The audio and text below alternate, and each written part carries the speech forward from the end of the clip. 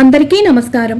ఈ వీడియోలో నేను వసంత పంచమి 2023వ సంవత్సరంలో ఏ రోజున వచ్చింది, అసలు ఈ వసంత పంచమి రోజున మనం ఏం చేయాలి, ఎవరిని ఆరాధించాలి, ఈ వసంత పంచమి యొక్క విశిష్టత ఏమిటి అన్న పూర్తి విషయాలను ఈ వీడియో ద్వారా తెలుసుకుందాం. మాఘమాసంలో శుక్లపక్షంలో వచ్చే 5వ రోజు అంటే శుక్ల పంచమిని మనం వసంత పంచమి అని అంటాము.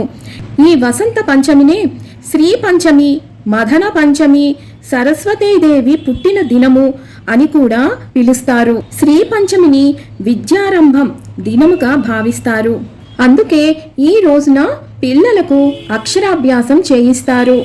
ఈ శ్రీ పంచమినే రతీకామ దమనోత్సవంగా వ్యవహరిస్తారు. మాఘశుక్ల పంచమి నాడు రతీదేవి కామదేవ పూజ చేసినట్లు పౌరాణికులు చెబుతున్నారు. వసంతుడు సత్యదేవత, కాముడు ప్రేమదేవత, రతీదేవి అనురాగ దేవత. ఈ ముగ్గురుని వసంత పంచమి నాడు పూజించడం వల్ల వ్యక్తుల్లో పరస్పర ప్రేమానురాగాలు పరడవిల్లుతాయని లోకోక్తి. అలాగే జ్ఞానానికి అధిష్టాన దేవత సరస్వతీమాత. జ్ఞాన, వివేక, దూరదర్శిత్వం, బుద్ధిమత్తత, విచార, శీలత్వాదుల్ని శ్రీవాణి అనుగ్రహింపజేస్తుంది. ముగురమ్మల మూలపుటమ్మ అయిన జగన్మాతను మహాకాళి, మహాలక్ష్మి, మహాసరస్వతిగా కీర్తిస్తారు. ఈ ముగ్గురిలోనూ సరస్వతీదేవి పరమ సాత్వికమూర్తి, అహింసాదేవి. ఆమెకు యుద్ధం చేసే ఆయుధాలు ఏమీ ఉండవు. బ్రహ్మ వైవర్తన పురాణం ప్రకారం సరస్వతీదేవిని అహింసకు అధినాయికగా పేర్కొంటారు. ధవళమూర్తిగా పద్మంపై ఆసీనురాలై ఉన్న వాగ్దేవి మందస్మిత వదనంతో కాంతులీనుతూ ఆశ్రిత వరదాయినిగా దర్శనమిస్తుంది. రుద్రుని బ్రుకుటి నుండి అనగా కనుబొమ్మల నుండి ఆవిర్భవించిన ఈ పరాశక్తి బ్రహ్మను అనుగ్రహించిందని శాస్త్రోక్తి. తారణి, తరళ, తార, త్రిరూప, ధరణీరూప, స్థవరూప, మహాసాధ్వి, సర్వసజ్జన పాలిక, రమణీయ, మహామాయ, సత్వజ్ఞానపర, అనఘ, సిద్ధలక్ష్మి, బ్రహ్మాణి, భద్రకాళి, ఆనంద అనే ఈ నామాలు తంత్రశాస్త్రాల ఆధారంగా ఇవి ఈ సరస్వతీదేవికి దివ్యనామాలుగా చెబుతారు. ఆ తల్లి శ్వేత వస్త్రాలను ధరించినదై హంస వాహనంతో తెల్లటి తామర పుష్పంపై కొలువు తీరి ఉంటుంది. 4 చేతులు 4 దిక్కుల్లో వ్యాపించిన ఆ తల్లి శక్తిని, సర్వ వ్యాపకత్వాన్ని సూచిస్తాయి. ఎడమ చేతిలోని పుస్తకం సమస్త భౌతిక విద్యలకు సంకేతమని తెలియజేస్తుంది. కుడి చేతిలోని అక్షయమాల సమస్త ఆధ్యాత్మిక విద్యలను, ఆత్మ జ్ఞానాన్ని తెలియజేస్తుంది. హస్తభూషణమైన వీణ సకల కళా అధిదేవతగా ప్రకటిస్తుంది. ఆ తల్లి చేతిలోని పాశాంకుశాలు మనిషిలోని మనోకాలుష్యాన్ని హరింపజేసే ఆయుధాలుగా చెప్పబడతాయి. పాలని, నీటిని వేరు చేసే హంస మంచి చెడుల విచక్షణ జ్ఞానంతో మసులుకోవాలనే సంకేతాన్ని తెలియజేస్తాయి. ఈ రోజున సరస్వతీదేవిని శ్వేత పుష్పాలతో పూజించి ధవళ వస్త్రాలను సమర్పించి చందనాన్ని, క్షీరాన్నాన్ని, పేలాలు, నువ్వు ఉండలు, అటుకులు, చెరుకు ముక్కల్ని నివేదన చేయాలని స్వయంగా ఆ శ్రీ మహావిష్ణువు నారదునికి వివరించినట్లు దేవీ భాగవతం ద్వారా తెలుస్తుంది. పెరుగు, వెన్న, బెల్లం, తేనె, చక్కెర, కొబ్బరికాయ, రేగిపండు వంటి వాటిని నివేదిస్తే ఆ తల్లి ప్రసన్నురాలవుతుందని శాస్త్రాల ద్వారా తెలుస్తోంది. పిల్లలకు ఈ రోజున అక్షరాభ్యాసమే కాదు, పెద్దవాళ్ళు, పలు వృత్తులు చేస్తున్న వాళ్ళు ఈ రోజున వారి వృత్తికి సంబంధించిన వస్తు సామాగ్రిని అమ్మవారి దగ్గర ఉంచి పూజిస్తే వారికి అన్నింటా విజయ ప్రాప్తి సిద్ధిస్తుంది. బ్రహ్మదేవుడంతటి వాడే పరాశక్తిని శారదామాత రూపంలో దర్శించి ఆరాధించి ఆమె కృప వల్ల సృష్టి రచనను సృజనాత్మకంగా ఆరంభించాడు. అలాగే గాయత్రీదేవికి గల 5 రూపాలలో సరస్వతీదేవిది ఒకటి. యాజ్ఞవల్కుడు గురు శాపం వలన విద్యలను కోల్పోవడంతో సూర్యుని ఆరాధించగా అతడు యాజ్ఞవల్కునికి సరస్వతి ఉపాసనను ఉపదేశించాడు.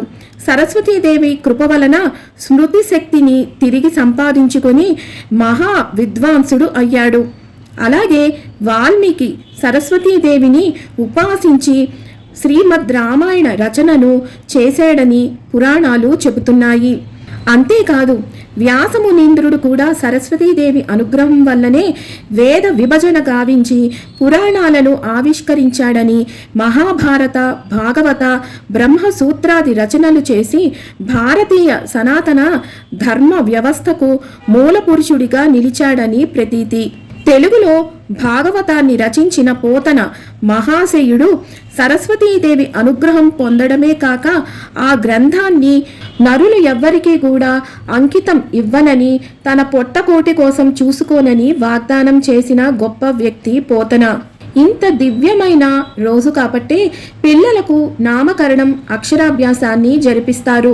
అంతేకాదు ఈ రోజున వివాహం చేసుకున్న, గృహప్రవేశం, గృహారంభాలకు, ఫ్లాట్లు రిజిస్ట్రేషన్స్కు, వాహనాలు కొనుక్కోవాలన్నా, కొత్త స్థలాలను కొనుక్కోవాలన్నా చాలా దివ్యమైన రోజుగా పెద్దలు పేర్కొంటున్నారు. మరి ఇంత విశిష్టమైన దివ్యమైన శుభదినం మనకి 2023వ సంవత్సరంలో ఏ రోజున వచ్చింది అన్న విషయాన్ని ఇప్పుడు తెలుసుకుందాం.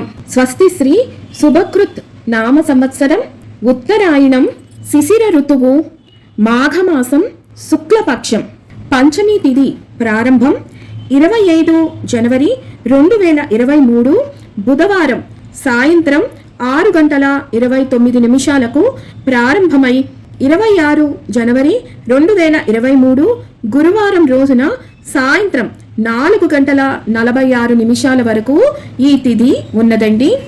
వసంత పంచమి పండుగ చేసుకోవలసిన శుభదినం 26 జనవరి 2023 గురువారం రోజున ఈ పండుగను జరుపుకోవాల్సి ఉంటుంది. ఈ రోజున నక్షత్రం ఉత్తరాభాద్ర రాత్రి 1:04 వరకు ఉన్నది. ఈ రోజున రాహుకాలం మధ్యాహ్నం 1:30 నుండి 3 గంటల వరకు ఉన్నది. ఈ రోజున దుర్ముహూర్తం ఉదయం 10:20 నుండి 11:14 వరకు ఉన్నది. అలాగే పునః దుర్ముహూర్తం మధ్యాహ్నం 2:46 నుండి 3:30 వరకు ఉన్నది. ఈ రోజున వర్జం పగలు 11:14 నుండి 12:46 వరకు ఉన్నది. ఈ రోజున సూర్యోదయం ఉదయం 6:38 ఉన్నది. అలాగే ఈ రోజున సూర్యాస్తమయం సాయంత్రం 5:46 ఉన్నది. ఈ రోజున సరస్వతీ పూజ నిర్వహించుకోవాల్సిన అమృత గడియలు 26 జనవరి 2023 గురువారం రోజున ఉదయం 5:50 నుండి ఉదయం 10:20 వరకు మంచి అమృత గడియలు ఉన్నాయండి. ఈ సమయంలో పూజ చేసుకుంటే చాలా ఉత్తమ ఫలితాలు లభిస్తాయి. వసంత పంచమి రోజున అక్షరాభ్యాసం ఏ సమయంలో చెయ్యాలి అంటే కనుక పెద్దలు సూచన మేరకు శాస్త్రాలు చెబుతున్న ప్రకారం వసంత పంచమి రోజున మనకి ఎటువంటి ముహూర్తంతో సంబంధం లేదండి. ఈ రోజున ఏ తిథి ఉన్నా వారం, వర్జం, దుర్ముహూర్తం, యమగండం, రాహుకాలం ఇలాంటివి వేటితోటి నిమిత్తం లేకుండా సూర్యోదయం దగ్గర నుంచి సూర్యాస్తమయం అయ్యే లోపల ఈ వసంత పంచమి రోజున మీరు ఏ సమయంలో అయినా మీరు అక్షరాభ్యాసాన్ని పిల్లలకు చేయవచ్చు. ఈ అక్షరాభ్యాసాన్ని ఇంట్లో గాని లేదా క్షేత్రం అంటే బాసర లాంటి పుణ్యక్షేత్రాలలో చేయిస్తే ఈ రోజున వారు ఎంతో అభివృద్ధిలోకి వచ్చి ఉన్నత పదవులను అధిరోహిస్తారు అని పెద్దలు చెబుతున్నారు. పిల్లలకు ఈ రోజున అక్షరాభ్యాసం చేయించేటప్పుడు వాళ్ళకి తెల్లటి వస్త్రాలను ధరింపజేసి తెల్లని పదార్థాలు ఏవైనా అమ్మవారికి నైవేద్యంగా సమర్పించాలి. విన్నారు కదా వసంత పంచమి యొక్క పూర్తి విశేషాలను. మరొక వీడియోతో మళ్ళీ మిమ్మల్ని అందరినీ కలుసుకుంటాను. సెలవు మరి. సర్వం ఈశ్వరార్పణమస్తు. స్వస్తి.